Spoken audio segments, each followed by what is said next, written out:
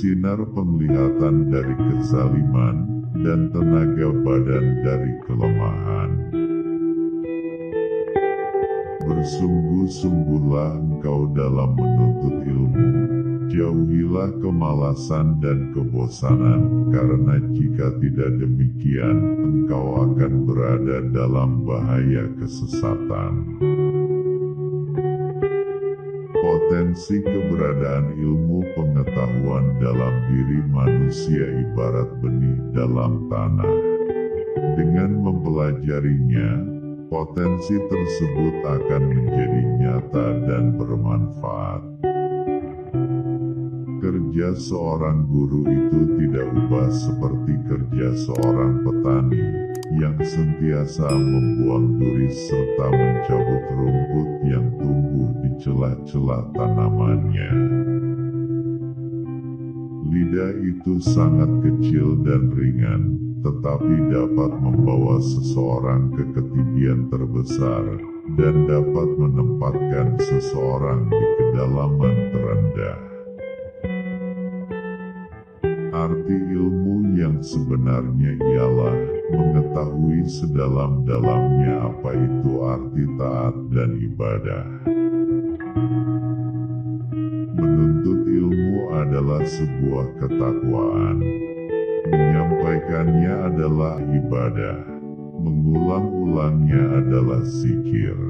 Dan mencarinya adalah jihad. Ciri yang membedakan manusia dengan hewan adalah dengan ilmu. Manusia menjadi mulia karena ilmu. Tanpa ilmu mustahil ada kemuliaan.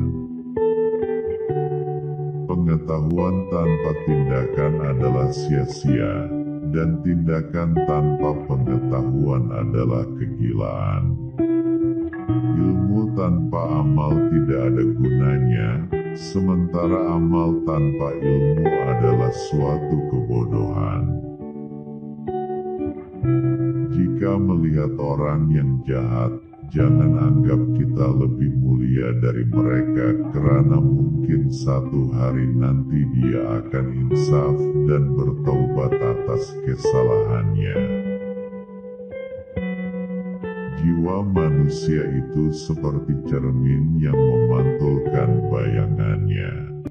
Kebajikan akan membuat jiwa itu bersinar, sementara keburukan akan membuatnya gelap. Kita tidak dapat mengakui bahwa setiap orang yang mengaku beragama itu pasti mempunyai segala sifat-sifat yang baik. Seseorang dengan akhlak buruk akan menghukum jiwanya sendiri.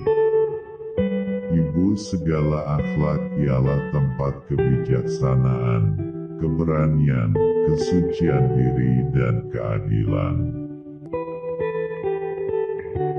Seseorang tidak akan mampu bangkit untuk melaksanakan perintah Allah, sampai ia memonitor hati dan anggota badan dalam setiap saat dan setiap napas. Kuat dan bahagianya suatu umat adalah karena akhlaknya, karena apabila akhlaknya rusak, maka binasalah umat itu. Teman sesungguhnya adalah teman ketika kamu memintanya untuk mengikutimu. Dia tidak bertanya kemana atau di mana, namun beranjak dan pergi. Hadapi kawan atau musuhmu itu dengan wajah yang menunjukkan kegembiraan, kerelaan penuh kesopanan dan ketenangan. Jangan menampakkan sikap angkuh dan sombong. Kata-kata lembut melunakkan hati yang lebih keras dari batu, sedangkan kata-kata kasar mengeraskan hati yang lebih lembut dari sutra. Doakanlah temanmu, baik selagi hidup maupun sesudah dia meninggal dunia. Jangan berteman dengan teman yang hanya ada ketika mereka sehat atau kaya, karena teman seperti itu sungguh berbahaya sekali bagi kamu di kemudian hari. Jagalah rahasia temanmu, tutupilah keburukannya dan diamlah, jangan memperbesar kesalahannya yang sedang dibicarakan oleh orang lain.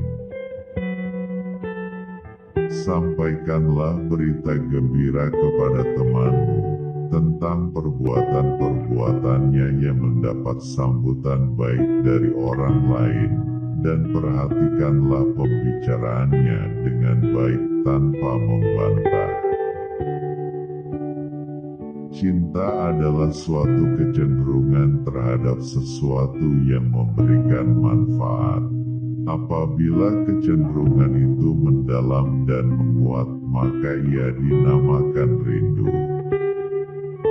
Sedangkan sebaliknya, benci adalah kecenderungan untuk menghindari.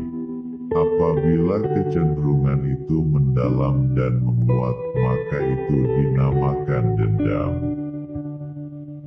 Cinta merupakan sumber kebahagiaan, dan cinta kepada Allah harus dipelihara dan dipupuk. Suburkanlah ia dengan sholat serta ibadah yang lainnya. Kecintaan kepada Allah melingkupi hati. Kecintaan ini membimbing hati dan bahkan menambah ke segala hal. Kasih sayang di antara sesama hamba Allah adalah ketika seseorang menginginkan kebaikan bagi orang lain yang sama seperti kebaikan yang diinginkan untuk dirinya sendiri. Dan tingkatan tertinggi dari itu adalah mengutamakan kepentingan orang lain di atas kepentingannya sendiri.